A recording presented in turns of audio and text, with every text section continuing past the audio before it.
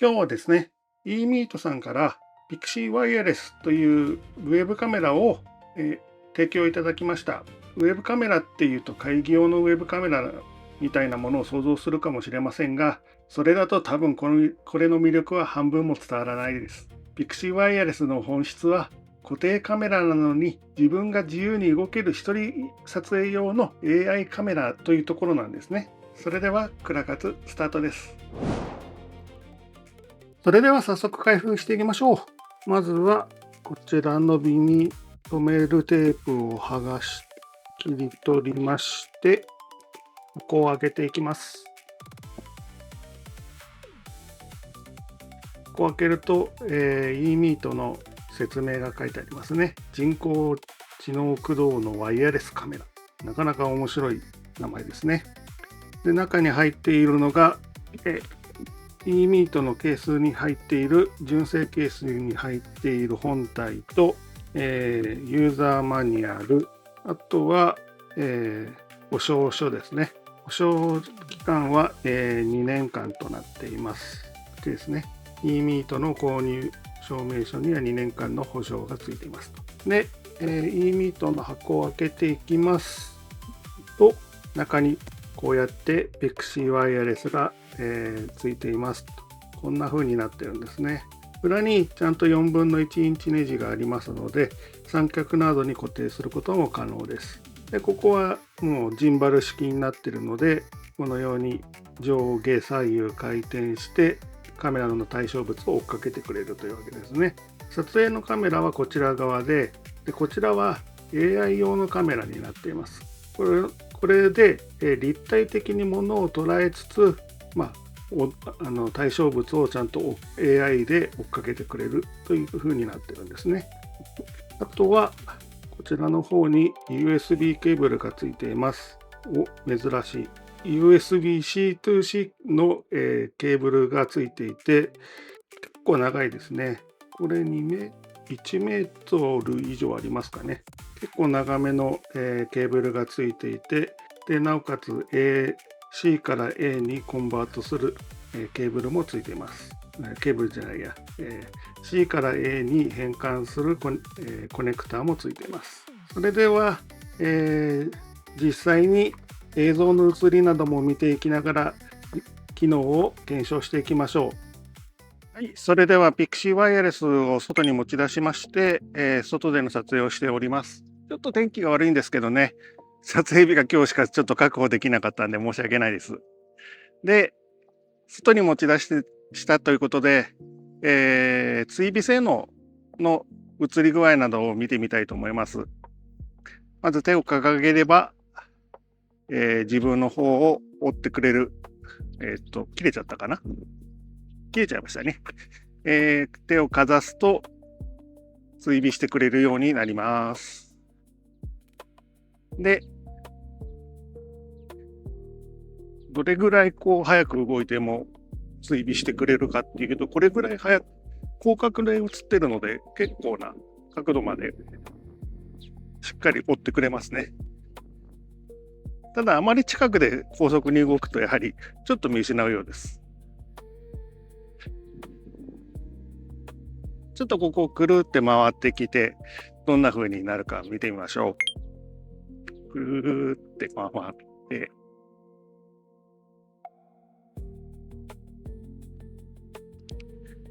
今、Pixie Wirelessの後ろ側に回ってきました。当然ながら何も見えてない状態ですね。この状態でカメラインすると、復帰しました。ちゃんと復帰して画面がちゃんと映るようになってます。はい、追尾再開してくれましたね。では、真正面のあちらの花壇に向かって歩いていて、あそこに隠れてみます。それで復帰できるかどうか、そこも試してみましょう。ちゃんとついててくれるかな。よし。追尾ちゃんとしててくれてますね。大丈夫かな？あれ、見失ってない？大丈夫？一応見失ってないね。大丈夫ね。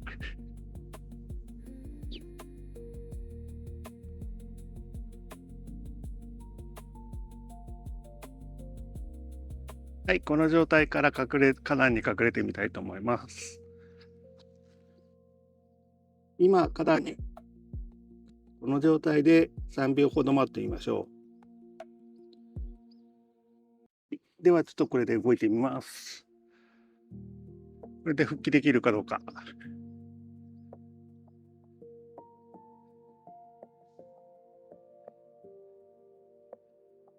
どうかな。ちゃんと前へ戻ってきましたね。そんなに遠くまで行くと、やっぱりちょっと一回見失ってるっぽいんですけども、しっかりちゃんと見てくれてはいるっぽいので、その辺は安心して使えそうですね。はい。というわけで、Pixieワイヤレスを使った外での撮影を、試してみました。はい。というわけで、外の撮影から帰ってきました。では、改めて、冒頭と被るところもあるかもしれませんが、細かく、この Pixie ワイヤレスの、外観を見ていきたいなと思います。まず、ちょっと重さ測ってみましょう。外で撮影できるように結構な重さがあるのですけども、どれぐらいの重さがあるのかをちょっと実測してみますね。よいしょ。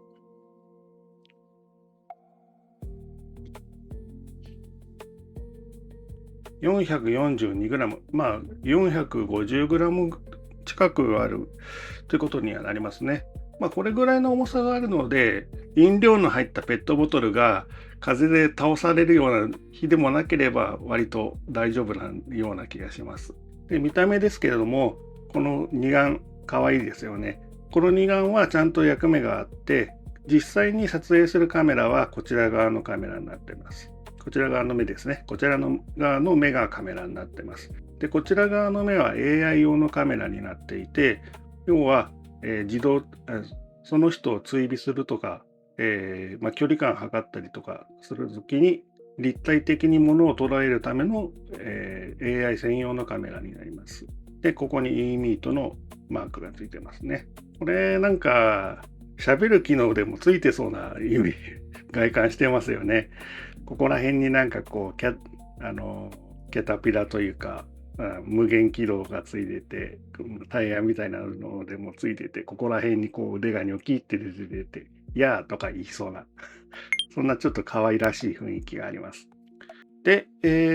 近くから見ますと、ここにマイクがあります。その下にはインジケーター、マイクを使用しているかどうかのインジケーターがついてますね。で、ここにもう、ここからだと見えないんですけれども、録画中かどうかっていう、表示が見えるインジケーターがあります。で、裏側を見てみましょう。裏側はここにボタンがあって、これが電源ボタンですね。長押しで電源オン、もう一回長押しで電源オフができます。で、ここの、LED でバッテリーの残量とか、Wi-Fi の通信状況とかが分かるようになっています。で、ここが、マイクロ SD カードスロットですね。このように、マイクロ SD を挿して、実際にこっちに保存するということができます。スマホなんかで保存するときには、こちらの方で保存した方が高画質に保存できますので、こちらで保存するのがおすすめですね。で、このように結構スロットが扱いやすいように出てきているので、8時間バッテリーが持つってことも考えれば、何枚も用意しておいて、長時間撮影するなんてのも面白そうですね。で、ここに USB があります。で、これが PC 用の USB と充電用の USB です。PC との接続すれば、こちらの高速通信をして、最大 4K の 4K30fps の録画ができるようになります。このカメラ単体の SD カード保存だとそこまではいかないので、そこはご注意ください。あくまで PC でケーブルで受信して、PC 側で保存するときに限り、できるということですね。で、これは、3.5mm ジャックになっています。マイクの、外部マイクの入力端子ですね。外部マイクは USB は対応しておらず、こちらの 3.5mm ジャックの方のみの対応になっています。で、こっちの 3.5mm ジャックですから、ラベリアマイクみたいな有線マイクを使うとか、あと一眼レフカメラなんかに使うワイヤレスマイクのレシーバーをここに挿すっていうことで、外で撮影するときも綺麗に音声を収録しながらっていうことができるようになります。机の上に置いてオンライン会議するときとかのマイクであればこれでも全然十分なんですけれども、さすがに外で撮影するときにこの小さなマイクでは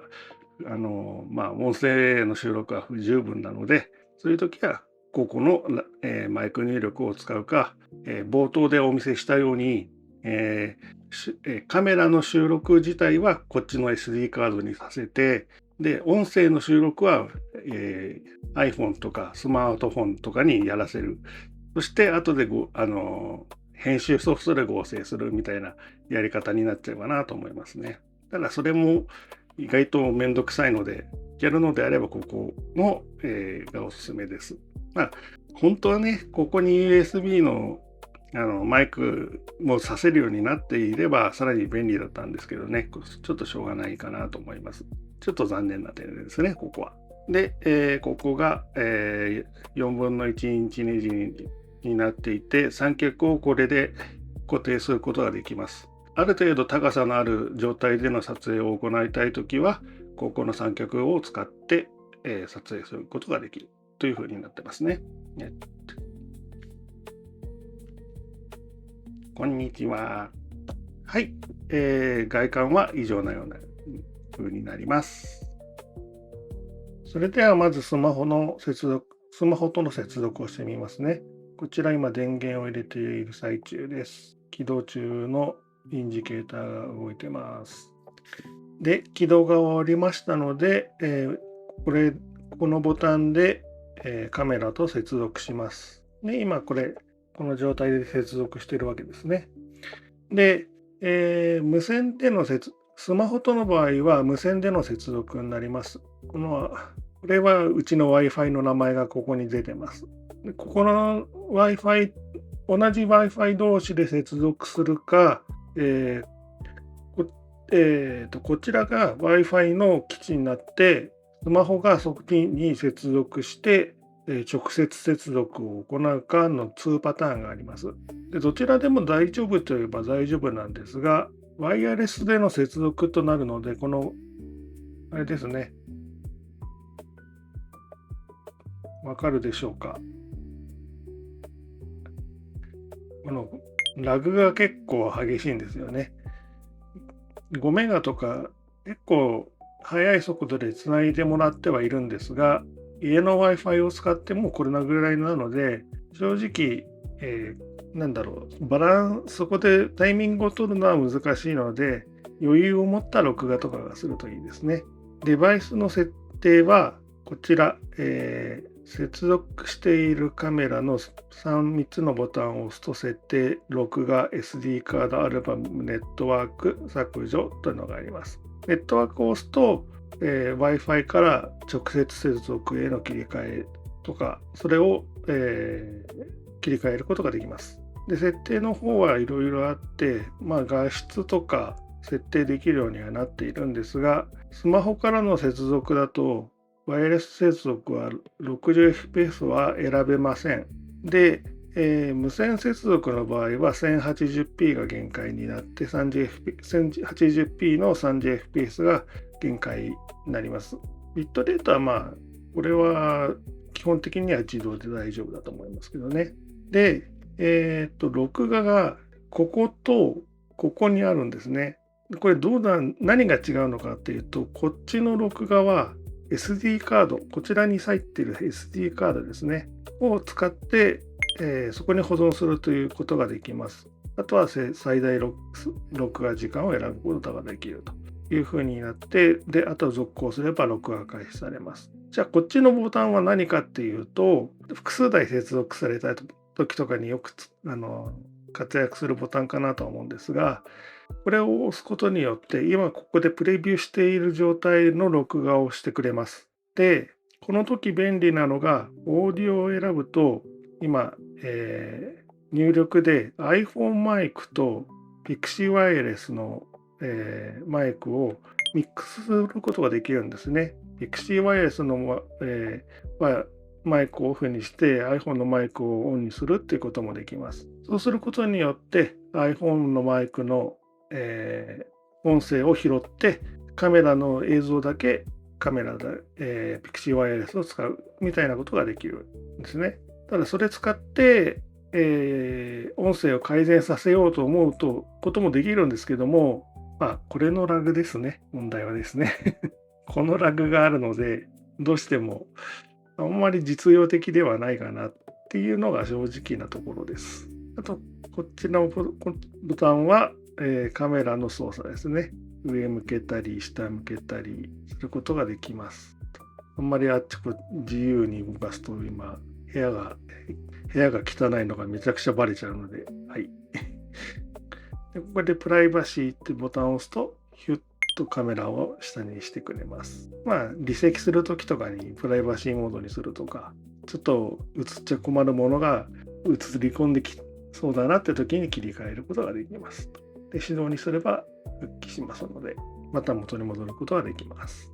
基本的なアプリの操作はこんなところですかね。あと、ライブ配信っていうのがあります。これはライブ配信を、いろんなプラットフォームに対して同時な配信をすることができるようになっています。例えば YouTube と Twitch と Facebook っていうのが最初から設定されていますし、他のカスタムを選べばサービスでもできるようになってるみたいです。ただし、もちろんその分通信帯域が必要になりますので、そこが注意かなってところですかね。特にWi-Fi でつながってる分にはいいんですけど、外とかでこれと、Pixie Wireless と iPhone を直接つないでいて、で、通信、配信ってやると、こちらの、要はギガを使って配信になるので、回線状況によっては画質も落ちるし、ギガも大量消費するしっていう状況にはなっちゃうので、この辺は注意してください。次は PC のアプリの方を見てみましょう。それでは今度は PC 版のアプリの内容を見てみましょう。アプリで扱えることはスマホ版とそれほど大きくは変わりません。変わってくるとすると、接続がここで USB になるのか、ワイヤレスにできるのかっていうのができるということで、USB に接続できることで高速に通信できるので、画面が 4K の 30fps まで対応することができます。あと 2K の 30fps で 60fps は1080の 60fps にすることによって滑らかな動きを撮影することが可能になります。あと PC 版は音声のミックスがやはりいろいろできまして、いろんなマイクからのミキサーをこのアプリ上で再現することができます。これによって、演者とかの、トークの、マイクをいじったりとかっていうのができるので、本格的な複数人での撮影なんかにも使うことができますね。それでもですね、これから Pixie Wireless を使って直接録画をしてマイクの様子とカメラの映り具合を見るのと、比較として MacBook Pro のカメラとマイクを使って収録したものをこれから再生してみます。両方ともそれなりにいいもののはずですが、どんな違いが出るかというのも見てみてください。はい、現在 Pixie Wireless での直接の SD 保存を今行って撮影をしております。で、この状態でマイクの様子とカメラの映り具合を見てください。で、その次に PC 上の内蔵のマイクとカメラを使った撮影を流しますので、画質や音声の比較をぜひ行ってみてください。はい、こちらは MacBook Pro のカメラを使っているのと、マイクも MacBook Pro 上のマイクを使って撮影をしております。それで先ほどの Pixie Wireless に保存した映像との見比べをしてみてください。これでどんな風に映るのか、どんな差があるのかの実際の差を比べていただけたらと思います。はい、それでは Pixie Wireless のレビューをしてきました。皆さんはどう思ったでしょうか。私は結構このカメラの写りも結構気に入ってますね。割と実際の色に忠実に撮影してくれるなっていう感じはしてて、あまりビビッドな感じな色味にはならないんですよね。なので顔色とかそういったものが伝わりやすいので、会議のカメラとかにも非常に優秀に役に立ってくれると思います。実際昨日ちょっと Zoom で打ち合わせを行ったんですけれども、自分を追ってくれるので、いろんな体揺らしたりとかしても全然、追尾してくれるので便利でした。で、外でも使ってみましたが、外で、マイクを使うのは外で内蔵マイクを使うのはあまり現実的ではないなっていうのがやっぱり印象としてはあるんですが、外部の、3.5 ミリジャックを使って接続するワイヤレスマイクなどを使うことによってダンスしながらとか歌ってみたを外でやることはあまりないかもしれませんが、踊ってみたとかの撮影なんかにも非常に便利だと思いますし、ダンスなんかの撮影にもいいかもしれませんね。ダンスの撮影になると今度はちょっと 30fps っていうのがどう考えるかっていうところにはなっちゃうんですけども、はい、あとは自動追尾が非常に優秀なのが良かったなっていう印象です。自分を一回見失ってもちゃんと画面内に復帰してくれればちゃんと見つけてくれるので、そういうところで非常に使い勝手が良かったなっていうのは思います。結構頭いいですよね。これが、実際の価格が4万円台なわけですから、確かにウェブカメラとして考えたら高いんですけれども、 AI カメラ、 AI 機能付きの配信用のカメラと思うと入門編としてはちょうどいいぐらいの価格帯なのかなと思います。これ以上の性能を持ったカメラはもちろんいくらでもありますが、配信カメラとしての優秀さは十分あるのかななんて思ってます。これから、例えばゲーム配信始めたい人とか、歌ってみた、踊ってみた、そういったものを配信してみたい人っていうには非常にそんな人向けなのかななんて思ってたりはしますね。さて、今日のクラカツのレビューはこれで終わりにしたいと思います。皆さん、この Pixie Wireless のそうですね、映像とか見て感想とかありましたら、ぜひコメント欄の方に、コメントを残していただけると、とても嬉しいです。私一件一件全部見ますので、ぜひコメントください。それではまた次のクラカツでお会いしましょう。さようなら。